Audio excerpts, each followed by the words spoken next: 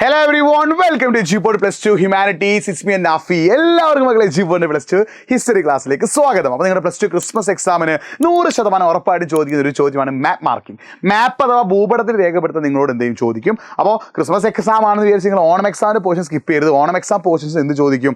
Questions ചോദിക്കും കേട്ടോ. അപ്പോൾ നിങ്ങളുടെ മാപ്പ് ചോദിക്കാൻ ചാൻസ് നമുക്ക് ആയി നോക്കാം. എന്താ ഇവിടുന്നാണ് നമ്മുടെ ഇൻഡസ് വാലി സിവിലൈസേഷനുമായിട്ട് ബന്ധപ്പെട്ട് ചോദിച്ചേക്കാം. ഒന്നാമത്തേതാണ് ഹാരപ്പ. ഒന്നാമത്തേതാണ് ഹാരപ്പ. ഇവിടെയാണ് എന്ത് വരുന്നത്? ഹാരപ്പയുടെ പൊസിഷൻ എന്ന്. ഇതാണ് എന്ത്? ഹാരപ്പ. ഈ 1 മാർക്ക് ചെയ്ത് ഏതാണ്? ഹാരപ്പയാണ്. 2 മാർക്ക് ചെയ്ത് ബനാവലിയാണ്. 3 മാർക്ക് ചെയ്ത് ഏതാടാ? മോഹൻജദാരോ ആണ്. 4 മാർക്ക് ചെയ്ത് ഏതാണ്? കാലിബംഗനാണ്.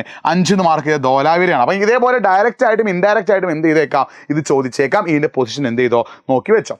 അടുത്തത് നമ്മുടെ ബുദ്ധനുമായിട്ട് ബന്ധപ്പെട്ട ലുംബിനി അല്ലെങ്കിൽ ആ സ്തൂപങ്ങളുമായിട്ട് ബന്ധപ്പെട്ട സ്ഥലങ്ങൾ ചോദിച്ചേക്കാം. ഇതാണ് എന്ത്? ലുംബിനി.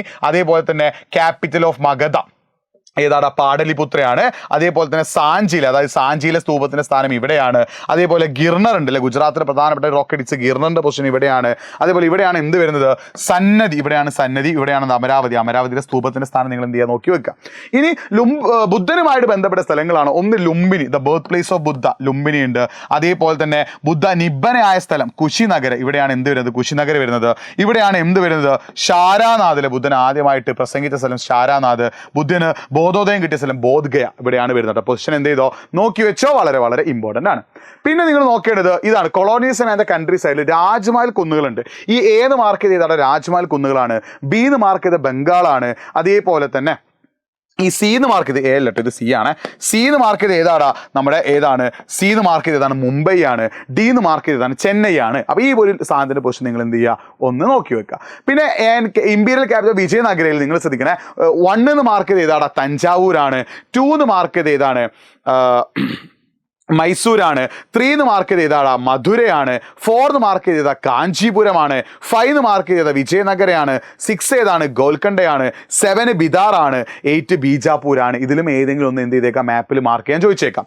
ഇനി റബൽസ് ആൻഡ് രാജിലാണ് നിങ്ങൾ ശ്രദ്ധിക്കേണ്ടത്. നമ്മുടെ first war of Indian independence ഉണ്ടല്ലോ, 1ാം ഇന്ത്യൻ സ്വാതന്ത്ര്യ സമരം, അതുമായിട്ട് ബന്ധപ്പെട്ട സ്ഥലങ്ങളാട്ടോ. ആ ഒരു റിവോൾട്ട് സ്റ്റാർട്ട് ചെയ്ത സ്ഥലങ്ങൾ മീററ്റ് ഉണ്ട്. 1 മീററ്റാണ്. 2 ഡൽഹിയാണ്. 3 ലക്നൗ ആണ്. 4 കാൻപൂരാണ്. 5 ഔദാണ്. 6 ഝാൻസിയാണ്. നിങ്ങൾ എന്ത് ചെയ്യണം? ഇതിന്റെ പൊസിഷൻ നോക്കി വെച്ചിട്ടോ.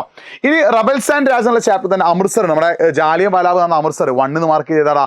അമൃത്സർ ആണ്. പിന്നെ അഹമ്മദാബാദ് കോട്ടൺ മിൽ സ്ട്രൈക്ക് നടന്ന അഹമ്മദാബാദ്, അതാണ് 2 മാർക്ക് ചെയ്തത്. ചൗരി ചൗര, നമ്മുടെ ഗാന്ധിജി മറ്റേ നോൺ കോപ്പറേഷൻ മൂവ്മെന്റ് വിഡ്രോ ചെയ്യാൻ കാരണമായ ചൗരി ചൗര. ഗാന്ധിജിയുടെ ഫസ്റ്റ് സ്ട്രൈക്കായ ചമ്പാരൻ സ്ട്രൈക്കിന് ചമ്പാരനാണ് 4. ഡൻഡി മാർച്ചാണ് 5. ബർദോളിയാണ് 6 ഇട്ടോ. ഡൻഡി ഇല്ലേ, നമ്മുടെ സോൾട്ട് സ്ട്രൈക്ക് തന്ന ഡൻഡിയാണ് 5. ബർദോളി 6 ഇട്ടോ. അപ്പോൾ ഈ 3ഉം 4ഉം 1, 2, 3 നോക്കി വെച്ചോ. ഇതിൽ ഏതെങ്കിലും ഒന്ന് എന്ത് ചെയ്യും? മാപ്പായിട്ട് ചോദിക്കാൻ ചാൻസ് ഉണ്ട്. അപ്പോൾ ഇത്രയുമാണ് നമുക്ക് എന്തിന് ചോദിക്കാൻ ചാൻസ്?